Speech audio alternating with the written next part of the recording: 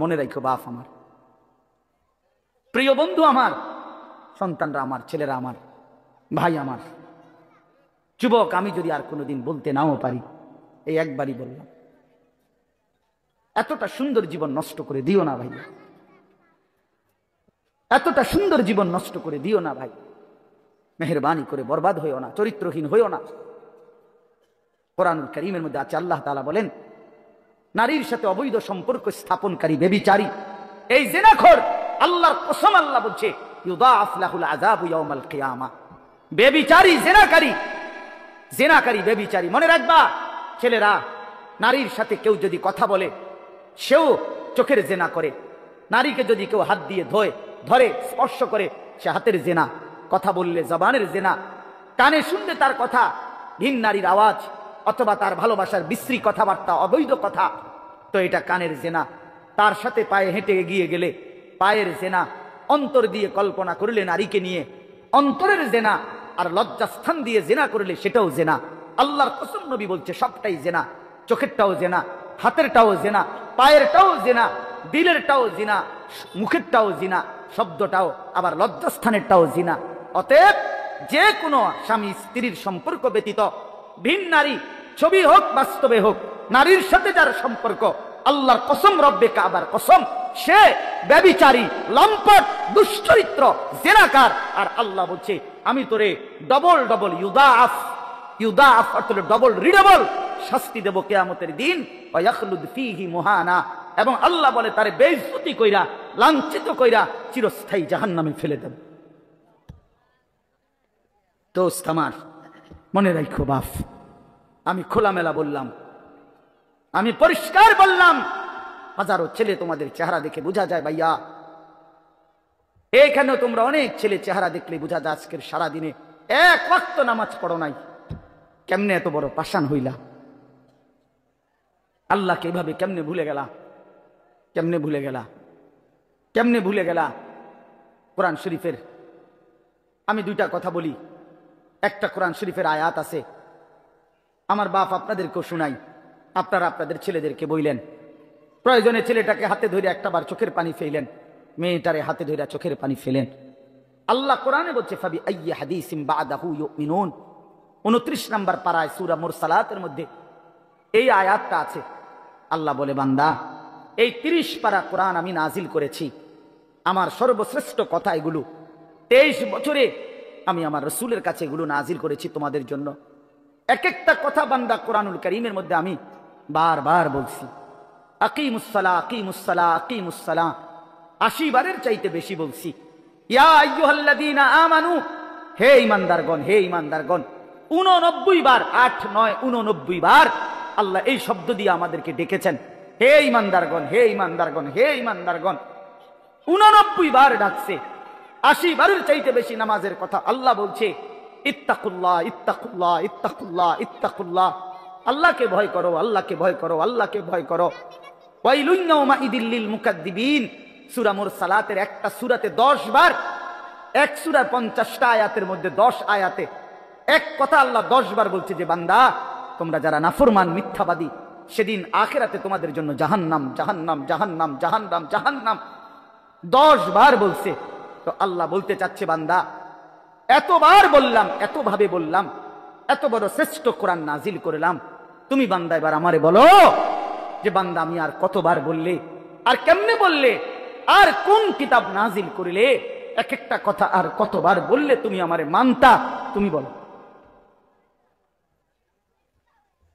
বলো মুসলমানের সন্তান, আর কতবার বললে তুমি নামাজ পড়তা? এই কথা যখন তোমার সামনে হাসরের ময়দানে এভাবে আল্লাহ জিজ্ঞেস করবে যে, আর কতবার বললে বান্দা তুমি আমারে সেজদা করতা, কি জবাব দিবা বাপ? আর কতবার বললে তুমি সুদ ছাড়তা? 30 বছর মুসলমান সুদ খায়, 30 বছর টানা মুসলমান মিথ্যা বলে, 30 বছর মুসলমান প্রতিদিন ওজনে কম দেয়, এটা মুসলমান? 30 বছর ধরে মুসলমানের ঘরে প্রতিদিন রঙিন টেলিভিশনে নাচ গান নর্তকীর ছবি চলে, প্রতিদিন টেলিভিশন চলবে, এটা জিন্দেগি? এটাই জীবন? 60 বছর বয়স, আপনি এখনো বিড়ি সিগারেট খাবেন? এটাই কথা ছিল? 60 বছর বয়স, এখনো আপনি চা দোকানে টেলিভিশন দেখবেন, এই কি কথা ছিল চাচা? কবরে যাবেন কোন দিন? তাইলে মরণের কথা মনে পড়বে কোন দিন? যুবক ভাই বলো, 365 দিনে একটা বছর কোনোদিন ফজরের নামাজ পড়লা না, এ কেমন জিন্দিগি তোমার? তুমি আল্লাহরে এতটা ভোলা কেন ভুলে গেলা? এভাবে ছেড়ে দিলা কেন ভাই আমার? এই হলো একটা প্রশ্ন। আরেকটা প্রশ্ন হলো, লাকাদ মান্নাল্লাহু আলাল মুমিনিনা ইয বাআসা ফীহিম রাসূলাম মিন আনফুসিহিম। আমার এটুকু কথা মনোযোগ দিয়ে শুনেন সবাই। নবী সাল্লাল্লাহু আলাইহি সাল্লামের ব্যাপারে আল্লাহ বলছে, বান্দা, হে আমার ইমানদার বান্দা, এই পৃথিবীর সমস্ত নিয়ামত আমি দিয়েছি সবার জন্য। আসমান, জমিন, চন্দ্র, সূর্য, আলো, বাতাস, রোদ, বৃষ্টি, হাসি, কান্না, আনন্দ, বেদনা, স্ত্রী, সন্তান, গাছ, ফল, ফুল, ক্ষেত, ফসল, টাকা পয়সা, জায়গা, জমি, এগুলো তো আমি সবাইকে দিছি। কিন্তু তোমরা ইমানদারগণ শুনো, আমি মহান আল্লাহ রাব্বুল আলামিন তোমাদের জন্য একজন আলাদা আমার সর্বশ্রেষ্ঠ রাসূল, কলিজার টুকরা, আমার সবচেয়ে প্রিয় মাহবুব, আমার বন্ধু, আমার আখিরি রাসূল নবী মুহাম্মদুর রাসূলুল্লাহ সাল্লাল্লাহু আলাইহি সাল্লাম, তাকে আমি তোমাদের জন্য দিয়েছি। এটা আমার সর্বশ্রেষ্ঠ নিয়ামত। বলেন আলহামদুলিল্লাহ, বলেন আলহামদুলিল্লাহ। তো আল্লাহ নবী সাল্লাল্লাহু আলাইহি সাল্লাম, আপনাদের কাছে এই কথাটা বলি, যুবক ভাই তোমাদের কাছেও বলি, হাসরের ময়দানে মনে রাখো ভাইয়া, নবী সাল্লাল্লাহু আলাইহি সাল্লাম উম্মতের আমলনামা দেখবে, উম্মতের আমলনামা দেখবে নবী। আর দেখা নবী সাল্লাল্লাহু আলাইহি ওয়াসাল্লাম উম্মতের এই আমলনামা হাতে নিয়ে যখন দেখবে, পৃষ্ঠার পর পৃষ্ঠা ফজরের নামাজ নাই, 30 বছর মিথ্যা বলে, 30 বছর সুদের লেনদেন, 40 বছর হারামের ব্যবসা করছে, কোনো দিন 5 ওয়াক্ত নামাজ পড়ে নাই, স্ত্রী পর্দা করে নাই, ছেলেটা নামাজ পড়ে নাই, ঘরের মধ্যে অনবরত টেলিভিশন চলছে।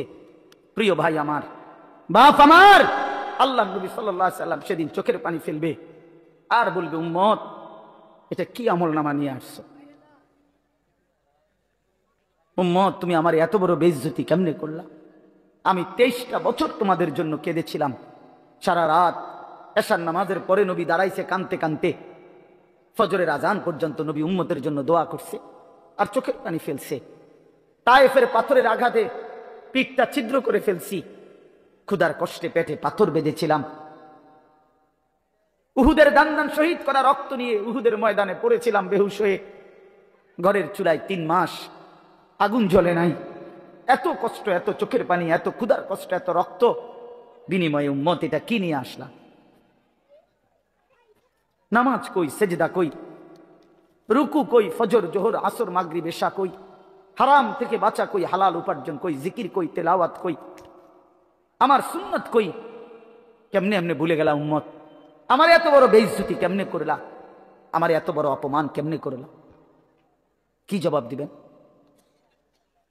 বলো ভাই? আমার কথা শেষ ভাই। কি জবাব হইতে পারে তখন? আল্লাহ তাআলা বলবেন, আল্লাহ তাআলা বলবেন, বান্দা, আমি আর কেমনে বললে তুমি মানতা? নবী বলবেন, উম্মত, আমি আর কত চোখের পানি ফেললে তুমি আমার কথা মনে করতে? আর কত রক্ত ঝরাইতাম আমি? 23টা বছর আমি শুধুই কাঁদছি, শুধুই কাঁদছি, সারা রাত কেঁদেছি। ভাই আমার, দোস্ত আমার, বন্ধু আমার, নওজোয়ান ছেলেরা আমার, নষ্ট হইও না, নষ্ট হইও না।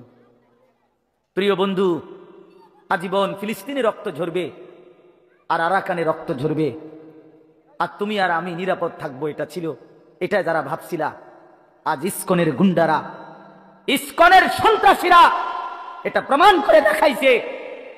ইসকনের গুন্ডারা, ওই হিন্দু সন্ত্রাসীরা, এরা প্রমাণ করে দিছে তোমাদের আমাদের সবাইকে যে মুসলমানের বাচ্চা, সুযোগ পাইলে তোদের কাউকে ছাড়বো না। এই জন্য আমার মুসলমান ভাইয়ের শহীদ সাইফুল ইসলাম আলিফ, অ্যাডভোকেট সাইফুল ইসলাম আলিফের তাজা রক্তে চট্টগ্রামের জমিনে এই ইসকনের গুন্ডারা, সন্ত্রাসীরা দিনে দুপুরে প্রকাশ্য দিবালোকে এই 92% মুসলমানের বাংলাদেশে, যে দেশে কালেমার উচ্চে ফজরের আজানে যে দেশে ভোর হয়, যে দেশের কোটি কোটি জনগণ মুসলমান, সে দেশে প্রকাশ্যে দিবালোকে ইসকনের গুন্ডারা, সন্ত্রাসীরা, এরা আমাদের মুসলমান একজন অ্যাডভোকেটকে জবাই করে ফেলছে। শুনেছো বন্ধু? এটা কি ভাবছ? জিন্দেগি শুধু মোবাইল টিপতে টিপতে শেষ হইব? তুমি কোনোদিন মুসিবতে পড়বা না? না, হ্যাঁ, এইভাবেই মনে করছো জিন্দিগি, এই রং তামাশার জীবনটাই শেষ। বাপ কিছু বলে না, মা কিছু বলে না, স্ত্রী, স্বামী, সন্তান সব আলাদা আলাদা, সবাই সবার মন মতো চলতেছো।